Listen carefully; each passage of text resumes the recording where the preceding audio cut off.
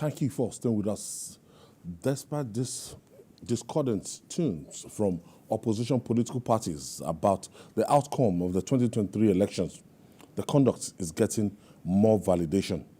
The former chairman of the Independent National Electoral Commission, INEC, Professor Attahiru Jega, has described the 2023 general election as credible in many substantial aspects. Professor Jega said his favorable assessment of the polls is not in defense of the incumbent INEC chairman, Professor Mahmoud Yakub. Jide, what is the meaning of this? Yeah, that's a direct rebuke of the claims that some people are making that, oh, the 2023 election is the worst in Nigerian history, this and that, blah, blah, blah, blah, blah, you know.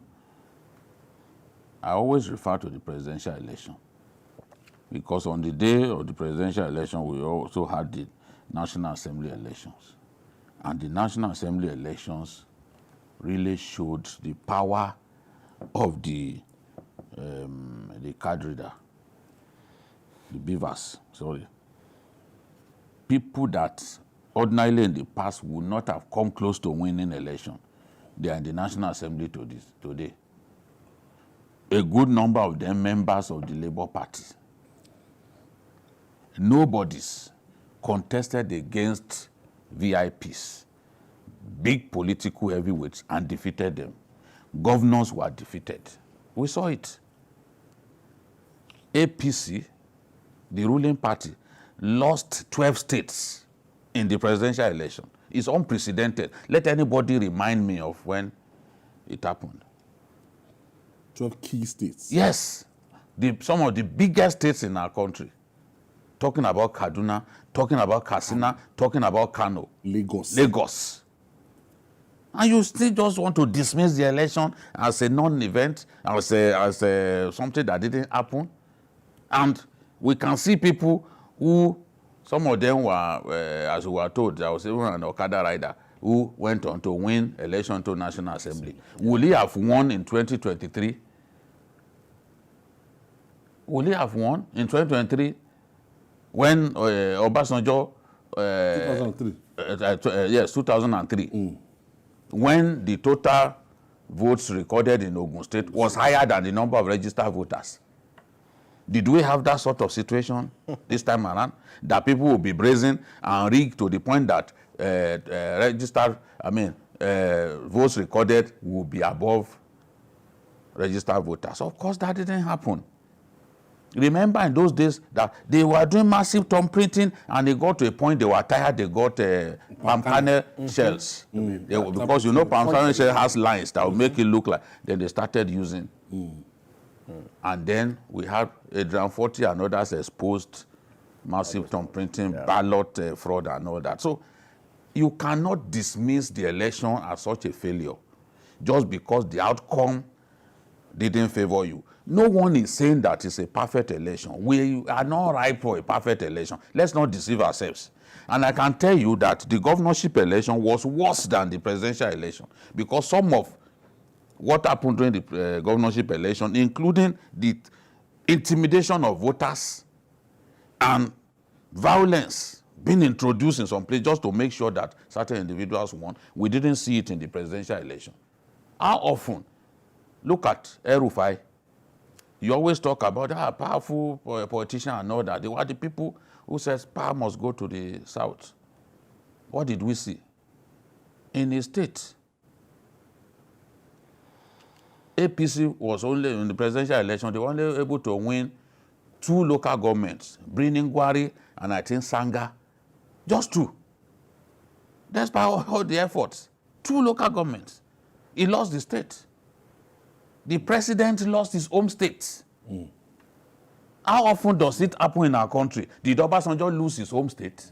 Did he agree to lose his home state? Oh, in 2003. Did Jonathan lose his home state?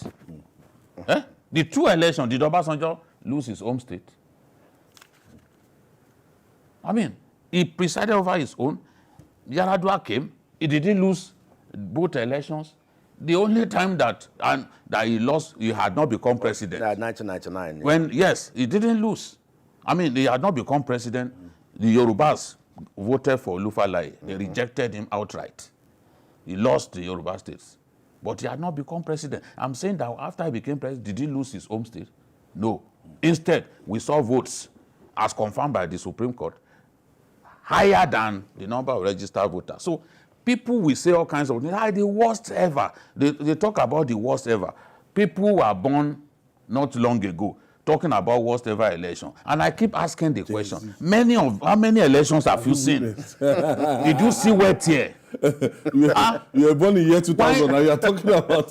See, Yaradua's election, there was no... They didn't even use... the ballots were not serialized. 2007. And that is the closest that the Supreme Court got to cancelling a presidential election. It was 4-3. During the time of...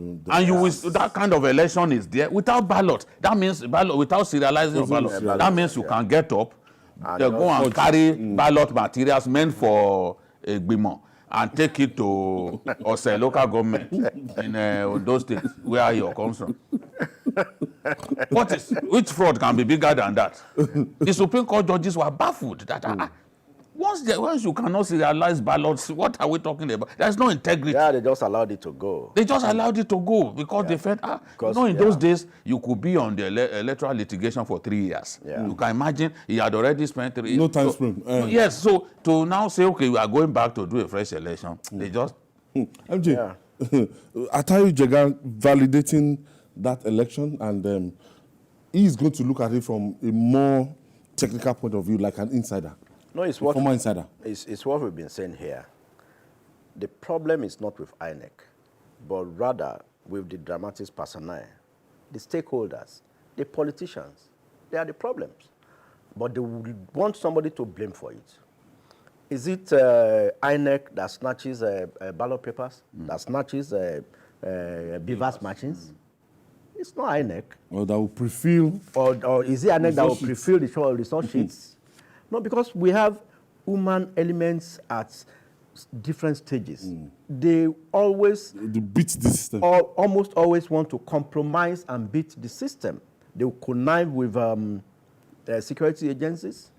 We've seen in this last Kogi election, we saw where military men were dealing with some particular political parties. Yes. Trying to sabotage the process. Military men. We have seen on election days where security agencies will be working at cross purposes, trying to support, trying to be partisan. Their money. Yes.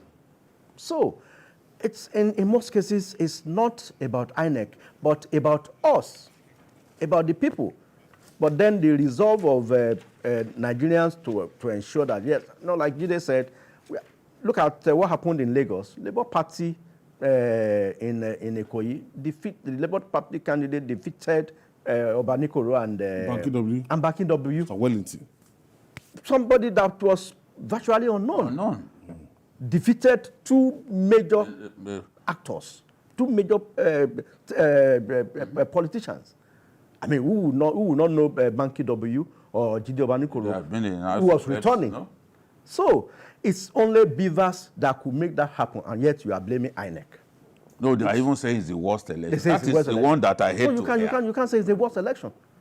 The number of seats that Labour Party recorded, and even the feats recorded by Peter Obi in this election, it should be good. It's unprecedented. It's unprecedented. Before now, we've never had it, Jid. We've never had a situation in which election was that close between three gladiators. They won the same number of in 2023. They won the same number of states. Tell me when it happened. 12. 12. It's always been APC, a two-party affair. Yeah. And yet you will say it's the worst APC because you are not happy with the outcome. All right.